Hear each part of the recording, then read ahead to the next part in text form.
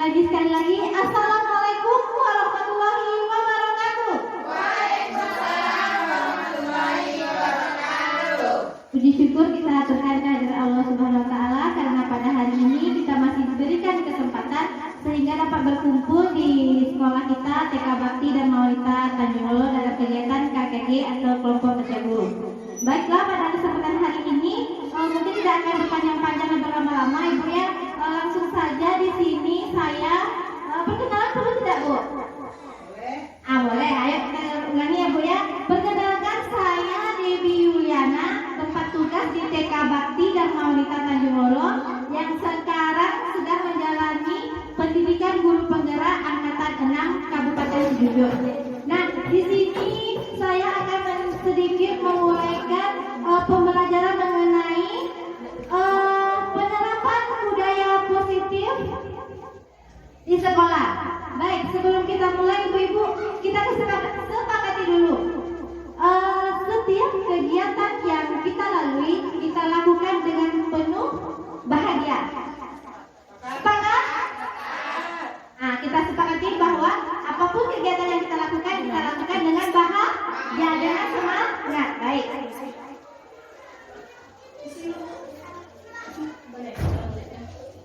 Apa itu budaya positif? Budaya positif. Baik, Bu Eviana. Ya Bu, budaya positif sesuatu hal yang baik. Budaya positif. Sekarang untuk memperdalam pengetahuan kita, silahkan ibu-ibu cari satu orang teman. Sudah? Cari satu orang teman sudah? Lalu silahkan ibu-ibu untuk berpegang, yang satu menggenggam, yang satu berusaha melepaskan. Boleh Bu, silakan berdiri Bu. Ayo. Silahkan cari satu orang teman, yang satu menggenggam, yang satu berusaha membuka genggaman. Ayo, bagaimana ya caranya? Boleh dengan rayuan, boleh dengan bimbingan, atau apa usaha itu untuk membuka genggaman tersebut? Iya. Kalau nggak bisa, Berarti boleh. Itu adalah bentuk usaha. Baik. Sudah ada yang berhasil? Terima kasih. Tepuk tangan bagi kita semua. Baik, sudah ada yang berhasil. Budaya positif merupakan perwujudan dari nilai-nilai atau keyakinan universal yang diterapkan di sekolah. Budaya positif diawali dengan perubahan paradigma tentang teori kontrol. Nah, dari kegiatan yang barusan Ibu lakukan, apa yang bisa kita petik atau kita ambil? Ada yang bisa tangan? Apa yang bisa kita ambil? Nah, dari kegiatan yang kita lakukan barusan, yaitu kontrol. Tangan siapa? Tangan teman. Siapa yang punya kontrol? Teman. Bagaimana cara kita ingin membukanya? Usaha. Bagaimanapun bentuk usaha kita, jika teman tersebut tidak ingin membukanya, tidak akan bisa. Jadi kesimpulannya, yang mengontrol diri kita adalah kita. Yang ingin berubah adalah kita. Mau seperti apa kita, itu kontrolnya ada pada diri kita. Tepuk tangan untuk guru hebat. Ya, baik. Kalau ditanya apakah kita sedikit sebentar ya Bu. Kalau ditanya apa kabar, apa jawabnya Bu? Alhamdulillah, luar biasa, tetap semangat, Allahu Akbar. Cobakan. Apa kabar teman-teman? alhamdulillah luar biasa, tetap semangat, Allahu Akbar. Baik. Untuk sekarang kita ganti dengan, jika saya mengatakan apa kabar teman-teman, jawabnya dengan alhamdulillah, sehat jasmani, sehat rohani, sehat ekonomi. Bisa? Ayo. Apa kabar semua? Alhamdulillah, sehat jasmani, sehat rohani, sehat ekonomi. Karena dengan doa. Kata-kata itu adalah doa. Nah, kembali ke laptopnya Ibu ya. Mengenai teori kontrol tersebut, yang mempunyai kendali adalah kita. Jadi yang akan melakukan perubahan terhadap diri kita adalah kita. Nah, begitu juga kita terapkan kepada anak didik kita, Ibu. Yang punya kendalinya adalah kita, tapi apa bedanya? Kendali yang kita lakukan terhadap kendali yang anak guru lakukan. Apa bedanya?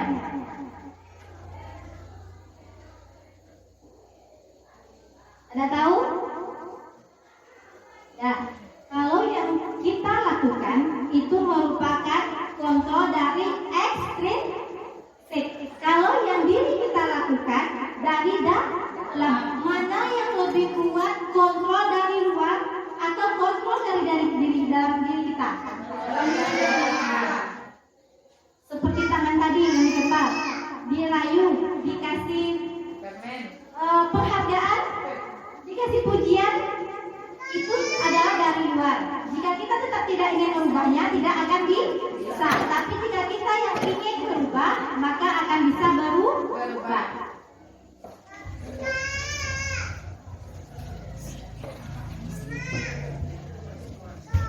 Selanjutnya kita akan membahas mengenai filosofi pendidikan Ki Hajar Dewantara. Bapak pendidikan kita, Bapak Ki Hajar Dewantara, dalam filosofi pendidikannya mengatakan bahwa pendidikan bertujuan untuk menuntut segala kodrat yang ada pada anak agar dapat mencapai keselamatan dan kebahagiaan yang setinggi-tingginya. Jadi, tugas kita guru hanya menuntun dan mengarahkan siswa sesuai bakat dan minatnya, karena setiap anak memiliki potensi sejak awal. Nah, sering kita mendengar kata-kata bahwa anak itu bagaikan kertas putih. Betul? Namun, sekarang kita harus merubah pemikiran tersebut, paradigma tersebut, karena menurut pemikiran Ki Hajar Dewantara, anak itu sudah memiliki garis samar-samar sejak lahir, dan tugas kita adalah menebalkan. Anak sudah memiliki garis samar-samar, bukan kertas putih. Kita harus merubah paradigma kita. Dia tuh sudah terlahir mempunyai bakat dari dalam dirinya sendiri, dan kita pendidik menebalkan bakat yang telah anak didik kita miliki. Itulah yang diharapkan dalam kurikulum Merdeka, yaitu kita mampu untuk memerdekakan anak, kita yang menyesuaikan alur pembelajaran anak.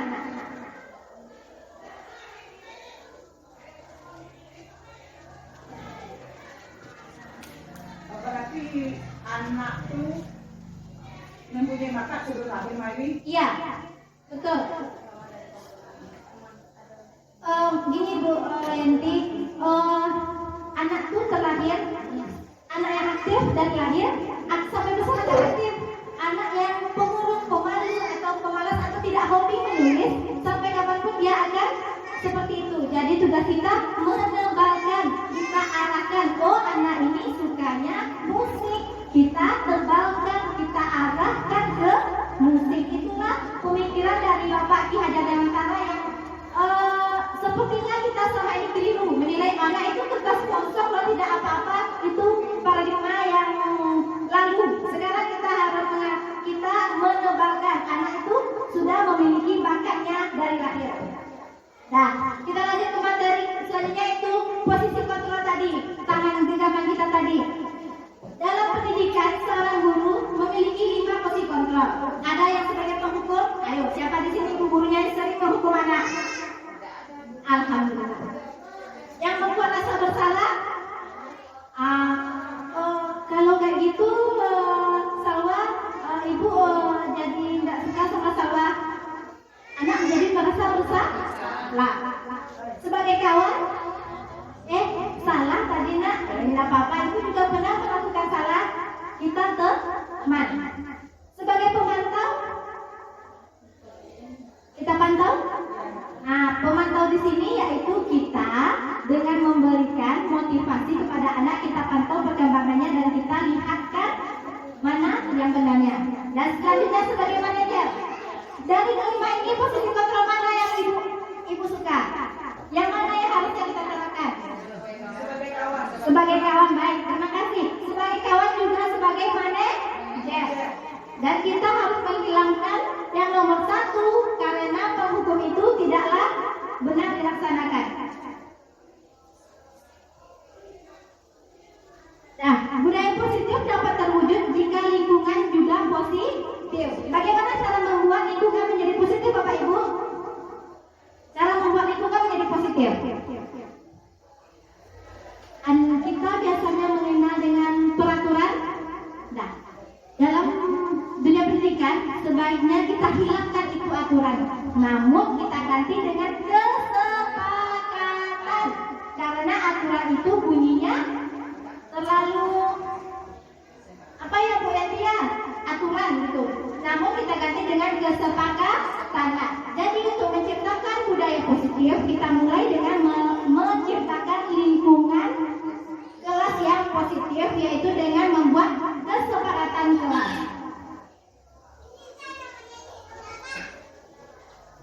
Contohnya kesepakatan kelas?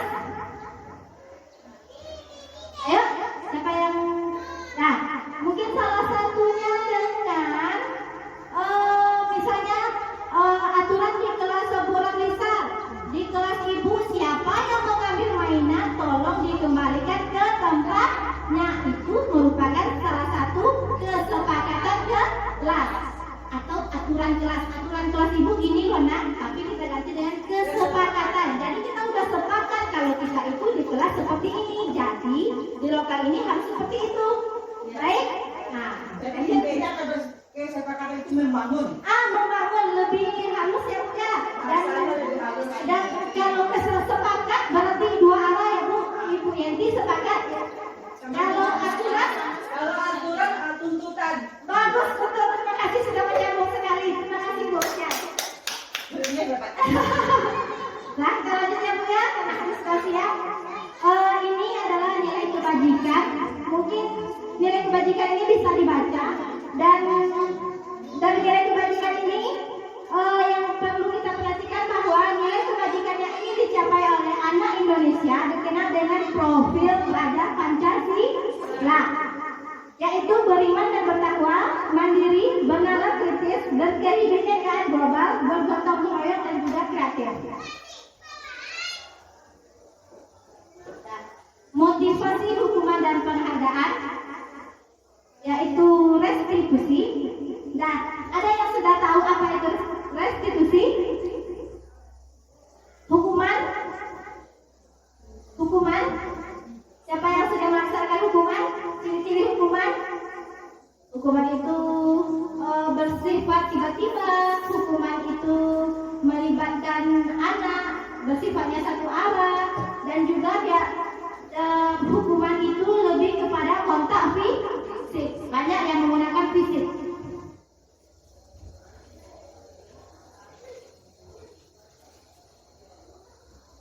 Nah, ada hukuman, ada konsekuensi. Nah, antara dua ini mungkin bisa dibaca ibu-ibu ya. Antara hukuman dan konsekuensi, mana yang lebih baik? Ibu kalau tak selesai ibu hukum beko. Kalau abang tidak laksanakan, nanti abang seperti ini. Bagus yang kedua, konsekuensi. Kita menerapkan kepada anak sebab akibat. Kalau seperti ini, konsekuensinya akibatnya seperti ini. Mana yang bagus? Sebab akibat. Sebab akibat konsekuensi. Terima kasih. Lanjut yaitu, ya nanti kita sepakat ya, kita menerapkan yang konsekuensi. Dan ini perbedaannya terlihat beda sekali ya ibu-ibu antara perbedaan hukuman dan konsekuensi. Yang mana hukuman ini menyakitkan dan juga membuat anak menjadi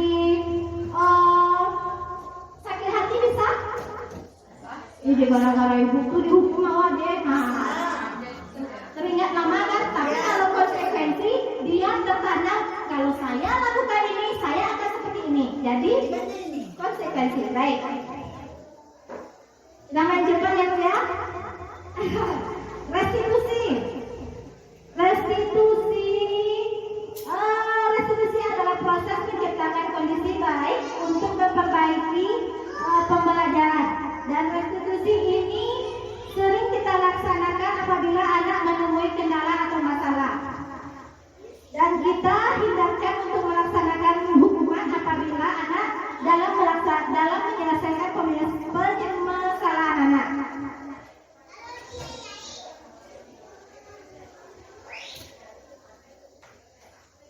Nah, ini adalah langkah-langkah restitusinya, Bu.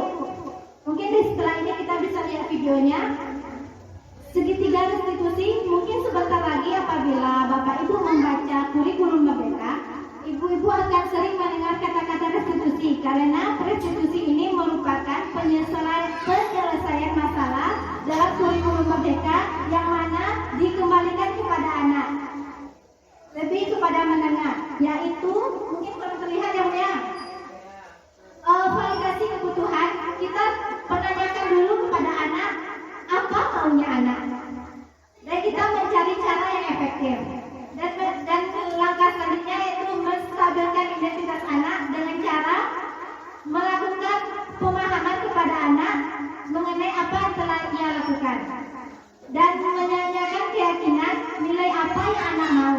Maksudnya di sini, contoh pada hari ini, Bu Andes terlambat, Bu Andes terlambat datang ke sekolah. Sebagai guru, kita bagaimana kita mensikapinya. Nah, yang benar kita langsung benar aja ya Bu ya. Mungkin yang salahnya sudah sering kita laksanakan. Yang benarnya adalah yang pertama, kita tanya keyakinan Bu Andes dulu. Bu Andes, terlambat itu bagus apa tidak? Tidak. Bu Andes, kesepakatan kelas kita bagaimana? Datang ke sekolah jam 8. Bu Andes, kalau seperti itu apa akibatnya? Tidak bisa ini itu. Jadi kesepakatan. Jadi Bu Andesnya tahu itu yang intrinsik kontra intrinsik. Jadi dia akan datangnya akan mengontrol dirinya sendiri. Jika Bu Andes terlambat hari ini karena Bu Andes tolong Bu Andes kerjakan kertas yang banyak ini ditulis 1 halaman. Hukuman. Tuh. Jadi mana yang baik? Yang baik adalah restitusi. Ini merupakan salah satu video saya dalam aksi nyata saya pada modul 1 ke 3 yaitu budaya positif. Silakan disimak dulu Bapak Ibu.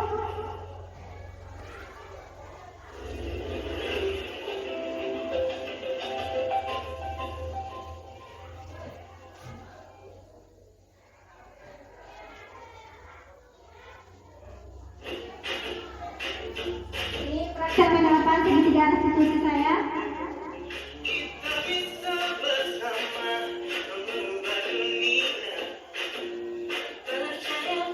Ini tujuan pembelajarannya. Proses menciptakan kondisi reguler untuk memperbaiki kesalahan. Langkah-langkahnya menstabilkan identitas, validasi tindakan, praktek penerapannya di sekolah. Pada hari itu ada seorang murid yang terlihat berbeda, yaitu dia tidak bersemangat dalam mengikuti pembelajaran.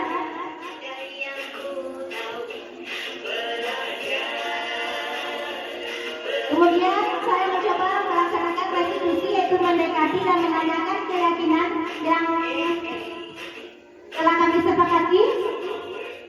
Setelah mengkomunikasikan restitusi yang telah saya pelajari, saya mengurusnya dan mencoba mencari solusi dari permasalahan tersebut. Dan ternyata pada hari itu dia sering bermasalah dengan orang tua waktu pergi berangkat sekolah, dan dia jadi tidak sarapan paginya, makanya dia lemas dan juga tidak bersemangat dulu. Nah, solusinya yaitu diberikan bekal oleh gurunya. Dan saat pulang, saya juga berusaha mengkomunikasikan dengan orang tuanya agar ada pendengar dan tidak terulang lagi hal sedemikian.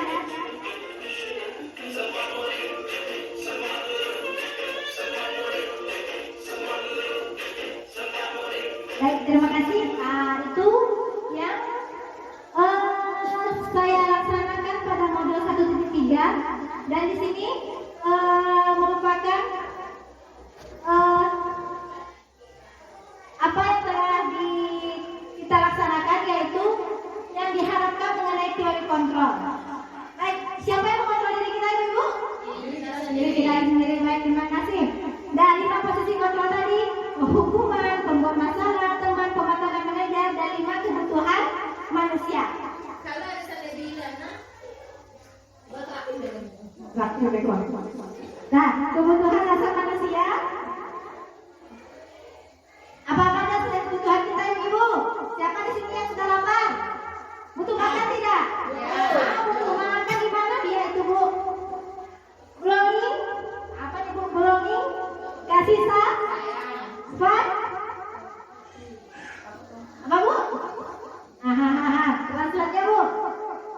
Yaitu kebahagiaan atau kebebasan ya happy. Power? Freedom? Ini yang kesempaatan kebebasan ibu dilambangkan dengan kupu-kupu. Nah itu kelima kebutuhan dasar kita ya bu. Nah sepertinya kita melewatkan ice drinkingnya ibu ya, jadi segar. Terima kasih bapak ibu telah menyaksikan paparan dari praktek belajar saya yaitu mengenai budaya positif. Nah kesimpulannya, budaya positif merupakan sesuatu yang harus kita kembangkan dan harus ada di sekolah. Mulai dari anak datang, kita harus melaksanakan budaya positif. Dan kontrol tadi itu, dan seperti masalah yang sering terjadi, anak sudah tidak terkontrol, mungkin kita selesaikan dengan restitusi. Tidak dengan langsung menjatuhkan anak, menuduh, tapi kita gali terlebih dahulu. Karena kita harus ingat bahwa anak memiliki kebutuhan, yaitu salah satunya kebebasan sesuai dengan kurikulum kita sekarang, yaitu Merdeka Belajar, agar tercipta pelajar yang berprofil pelajar Pancasila. Nah, terakhir saja kita kasih es drinkingnya untuk semangat saja. Jika saya katakan 1, ibu-ibu ya tepuk lalu jawab 1.